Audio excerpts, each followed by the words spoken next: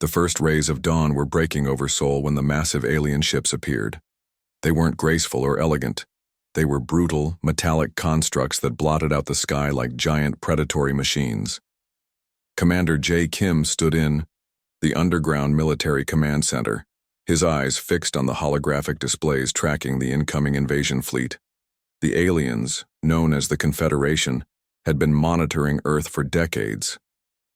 They believed humans were a primitive species, technologically inferior and easily conquered. Their intelligence report suggested a quick, decisive invasion would take less than 72 hours. They were wrong.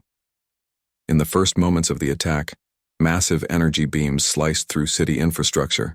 Seoul, Tokyo, New York, and London were primary targets. Skyscrapers crumbled, communication networks flickered, and panic began to spread. But something unusual happened that the aliens didn't anticipate: human resilience. Hyun Park, a 32-year-old military strategist, had been preparing for this moment her entire career. Her specialized research unit had developed unconventional defense protocols that were about to be tested in the most extreme circumstances possible. As alien ground troops began their initial landing, they encountered unexpected resistance. Instead of terrified civilians, they found coordinated defense teams. Military units moved with precision, using urban terrain as natural defensive positions. Portable electromagnetic pulse generators disabled alien combat suits. Drone networks transmitted real-time tactical information. The Confederation's invasion commanders couldn't understand what was happening. Their advanced computational systems showed multiple tactical anomalies. Humans were supposed to be disorganized, frightened, and technologically primitive. Instead, they were responding with calculated precision. In downtown Seoul, a small group of Special Forces operatives led by Captain Woo Sung demonstrated why humans were not to be underestimated. Using experimental adaptive camouflage technology, they moved through the war-torn streets, systematically destroying alien communication nodes and disrupting invasion protocols. Researcher Yoon-ji Kim worked frantically in a hidden laboratory, analyzing captured alien communication signals. Her team had already discovered critical weaknesses in the invaders' technological infrastructure. Every minute provided more insights, more potential strategies. The aliens had expected a swift conquest. They had planned for resistance from military forces. What they hadn't calculated was the human capacity for rapid adaptation and collective problem-solving. Global communication networks, though damaged, remained partially functional. Military and scientific teams from different countries began sharing critical information within minutes of the initial attack. Universities, research centers, and defense installations transformed into collaborative warfare centers. Orbital defense systems, previously considered experimental, were activated. Satellite networks redirected, creating unexpected defensive grids. The aliens' invasion algorithms couldn't predict these rapid, decentralized responses. In the first 6 hours of the invasion, the Confederation lost nearly 40% of their initial landing force. Not through massive destructive engagements, but through precise calculated human interventions that exploited technological vulnerabilities. Commander J. Kim watched the developing situation with a calm determination. He understood something the alien commanders did not. Humanity's greatest strength was not in individual technological superiority, but in collective adaptability. The invasion was not just a military engagement. It was becoming a complex, dynamic interaction between two completely different species, with humanity refusing to be passive victims. As the first day of the invasion concluded, one thing became crystal clear. The Confederation had made a massive miscalculation. Earth was not going to be an easy target. Humanity was going to fight back, and they were going to fight smart. The second wave of the alien invasion brought unexpected challenges for the Confederation. Their initial assault had been met with resistance far beyond their predictive models, and now they were facing a human response that defied all their strategic calculations. In the heart of a makeshift research facility, Dr. Sung-Min Lee worked tirelessly. Scattered around him were fragments of alien technology, complex circuit boards, energy converters, and communication devices. His team of engineers and scientists worked in shifts, each breakthrough bringing new hope to humanity's defense. Lieutenant Min-hee Park led her specialized squadron, a group of soldiers trained in adaptive combat techniques. They moved through the urban landscape like shadows, using the city's infrastructure as both shield and weapon. Their combat suits, now integrated with partially understood alien technology, gave them capabilities that would have seemed impossible just days earlier. The Confederation's ground troops found themselves in a nightmare scenario. Every tactical approach was met with unexpected counter-strategies. Humans weren't just defending, they were actively learning and adapting in real time. In Tokyo, a group of university students repurposed medical imaging equipment to detect alien troop movements. Their improvised scanning system became a critical intelligence tool, providing real-time information to defense forces. The aliens' advanced cloaking technologies were slowly being unraveled by human ingenuity. Communication became a weapon. Yoonji Kim's team had developed a breakthrough in signal manipulation. They could now intercept and partially decode alien communication networks. Each intercepted message provided more insights into the invaders' strategies, weaknesses, and internal communications. The global response was unprecedented. Countries that had been historical rivals now shared intelligence and resources. Military bases in Europe coordinated with research centers in Asia. Scientific teams worked around the clock, breaking down alien technology piece by piece. Orbital defense became a critical battleground. Satellites were quickly retrofitted with experimental weapon systems. The space around Earth transformed into a complex chess match of technological adaptation. Human engineers were learning faster than the Confederation could adjust. Captain Wu Sung's Special Operations Team discovered a critical vulnerability in the alien energy distribution systems. Their findings showed that the invaders' technology, while advanced, had specific structural weaknesses. Each captured piece of equipment became a learning opportunity. The Confederation's leadership grew increasingly frustrated. Their invasion algorithms couldn't account for human unpredictability. Humans didn't fight like any species they had encountered before. They didn't follow expected combat protocols. They improvised, they collaborated, they learned at an impossible speed. In underground command centers, military strategists like Hyun Park were rewriting combat doctrine in real time. Traditional military thinking was being replaced by dynamic, adaptive strategies that emphasized creativity over rigid planning. Technological breakthroughs happened hourly.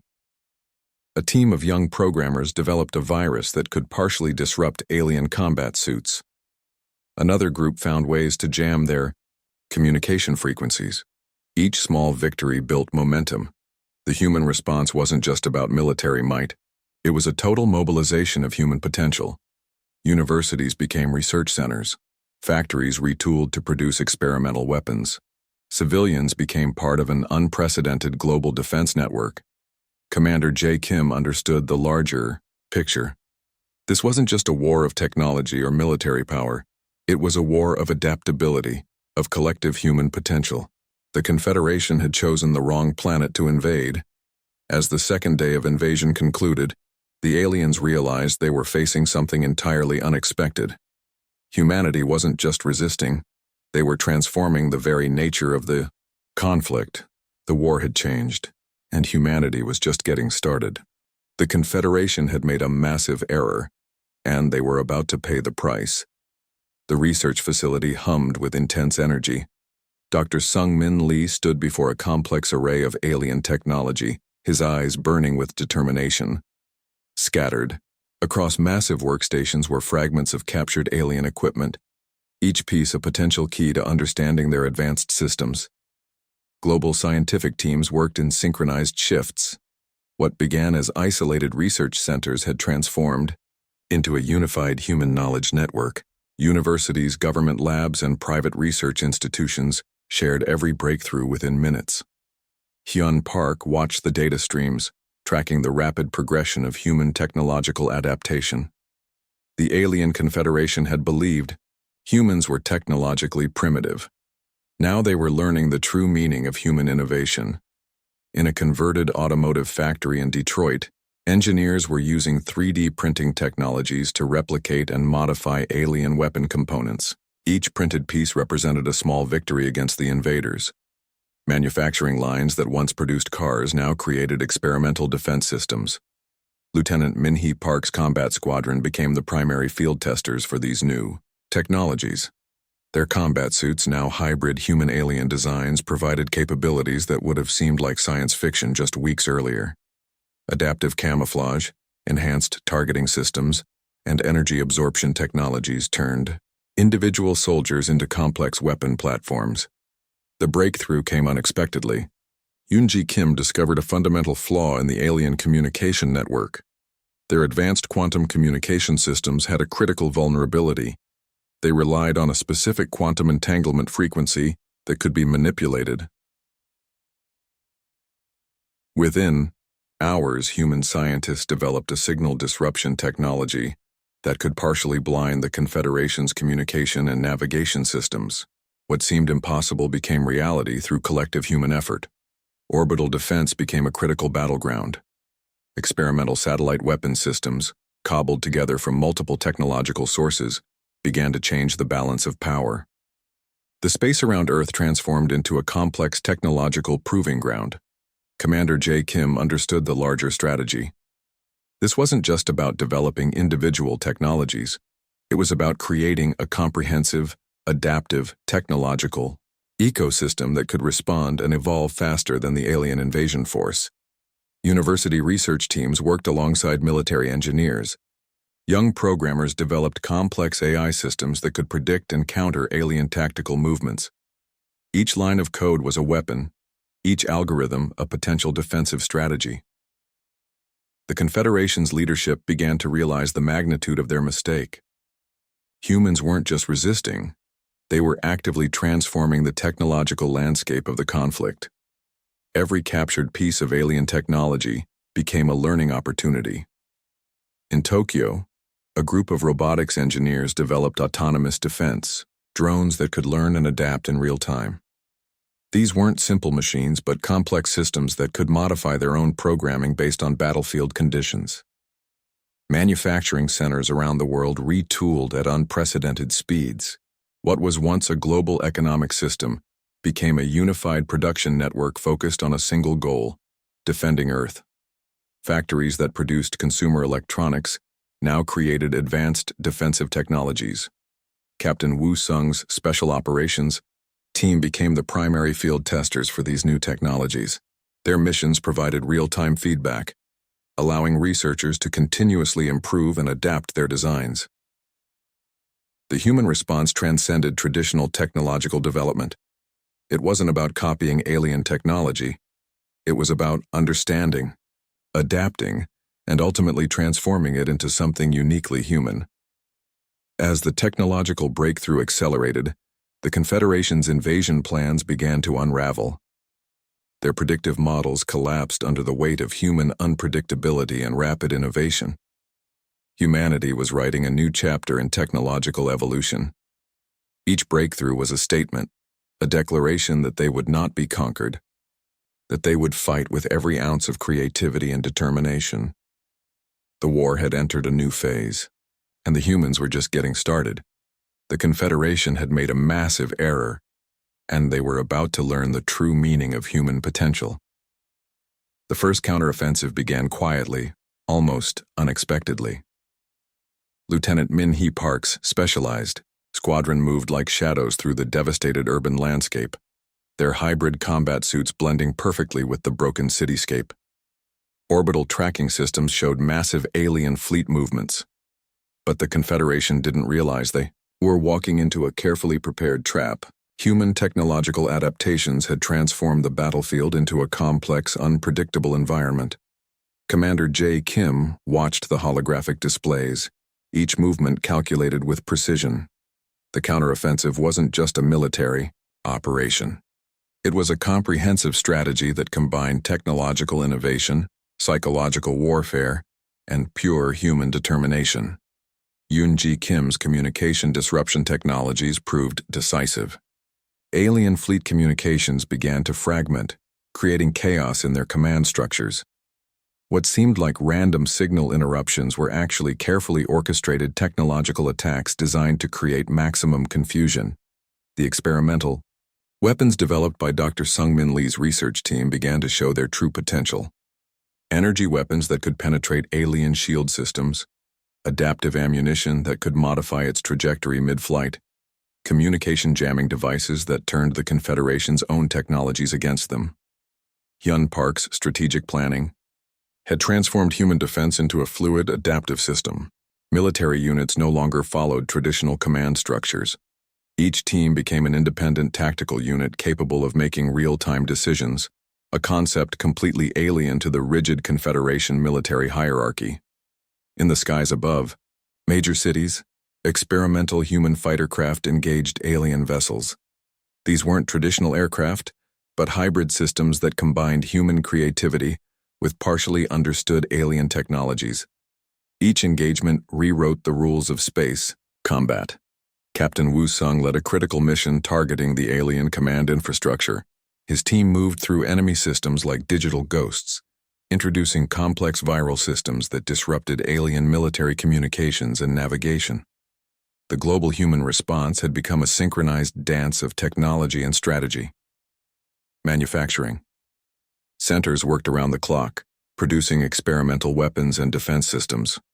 Universities became research platforms, every student and professor part of the global defense effort. Satellite networks transformed into a complex defensive grid. Each orbital platform became a potential weapon, a sensor, a communication hub. The space around Earth turned into a technological battleground where human innovation challenged alien superiority. The Confederation's invasion leadership began to realize the magnitude of their miscalculation. Humans weren't just defending. They were actively attacking, adapting, transforming the entire conflict in ways their strategic models could never predict. Psychological warfare became as important as physical combat. Intercepted alien communications were manipulated, creating internal confusion and doubt. Human intelligence teams understood that defeating the enemy wasn't just about physical destruction, but about breaking their strategic confidence. Experimental drone networks developed by young engineers provided constant battlefield intelligence. These weren't simple machines, but complex adaptive systems that could learn and modify their strategies in real time. The counteroffensive wasn't confined to a single location. It was a global, synchronized effort that challenged the Confederation's understanding of warfare. Military units in Asia coordinated with research teams in Europe, creating a truly global defense network. As alien fleet movements became more desperate, human technologies became more refined. Each captured piece of alien equipment became another learning opportunity, another chance to understand and overcome their technological advantages. Lieutenant Min-hee Park's squadron became the tip of the spear, demonstrating how human adaptability could overcome technological superiority. Their missions transformed from defensive operations to calculated, precise attacks that struck at the heart of the alien invasion force. The battlefield had transformed. What began as a seemingly hopeless invasion was becoming a testament to human potential. Creativity, adaptability, and collective effort were becoming the most powerful weapons. The Confederation had made a massive error, and humanity was about to make them pay for that mistake. The counteroffensive was just beginning. The final confrontation began in the cold silence of Earth's orbital space. Alien fleet commanders watched in disbelief as their carefully planned invasion crumbled before their eyes. What had seemed like a simple conquest had transformed into humanity's most defining moment. Commander Jae Kim stood in the Global Defense Control Center, his weathered hands guiding the final strategic movements. The human counteroffensive had become a symphony of technological innovation and pure determination. Lieutenant Min-hee Park's squadron led the orbital assault. Their hybrid combat ships, barely recognizable as human technology, moved with a precision that defied the Confederation's understanding of warfare. Each maneuver was a calculated strike, each movement a testament to human adaptability. Dr. Sungmin Lee's final technological breakthrough proved decisive. The experimental weapon systems, Developed in hidden research facilities now unleashed their full potential, energy weapons that could penetrate alien shield systems fired with devastating accuracy. Hyun Park watched the tactical displays, understanding that this was more than a battle. This was a statement about human potential. The aliens had come, expecting a simple conquest. Instead, they found a species that refused to be defeated. The Confederation's leadership communication networks collapsed. Intercepted transmissions revealed growing panic. Their invasion algorithms, their predictive technologies, their entire strategic understanding had been systematically dismantled by human innovation. Yoonji Kim's communication disruption technologies created chaos in the alien fleet. What seemed like random signal interruptions were carefully orchestrated attacks designed to create maximum confusion. The aliens found themselves fighting an enemy they couldn't understand or predict. Captain Woo Sung's Special Operations Team delivered the final blow. Targeting critical alien infrastructure, they introduced complex viral systems that began to systematically disable the invasion fleet's most critical systems. Global satellite networks transformed into a comprehensive defensive grid. Each orbital platform became a weapon, a sensor, a communication hub. The space around Earth became a technological battleground that challenged everything the Confederation knew about warfare. The alien motherships began to fail. Their advanced technologies, once considered invincible, now seemed fragile against human determination. Each explosion was a testament to human resilience, a declaration that Earth would not be conquered. Universities that had become research centers, factories that had transformed into weapons production facilities, civilians who had become part of a global defense network, all had played a crucial role in this moment of human triumph. Experimental drone networks provided the final, tactical information. These weren't simple machines, but complex adaptive systems that had learned and evolved throughout the conflict. They moved with a precision that seemed almost alive. The Confederation's invasion leadership realized the true magnitude of their error. Humans weren't just a primitive species to be conquered. They were a dynamic, adaptive civilization, capable of transforming challenge into opportunity. As the last alien mothership erupted in a massive explosion, Hyun Park looked out over the blue planet. They had done more than defend their home. They had changed the course of galactic history. Commander Jae Kim's voice broke the silence. "We are not alone," he said quietly, "and we are not weak." The global defense teams began to celebrate, but they understood this was more than a victory. This was a new beginning for humanity. The communication networks lit up. Research teams began documenting every moment of the conflict. Universities prepared to analyze the technological breakthroughs. Military units started planning for potential future encounters. Humanity had faced its greatest challenge and emerged stronger. The Confederation had made a massive error. They had underestimated the most dangerous species in the galaxy, a species capable of turning certain defeat into absolute victory.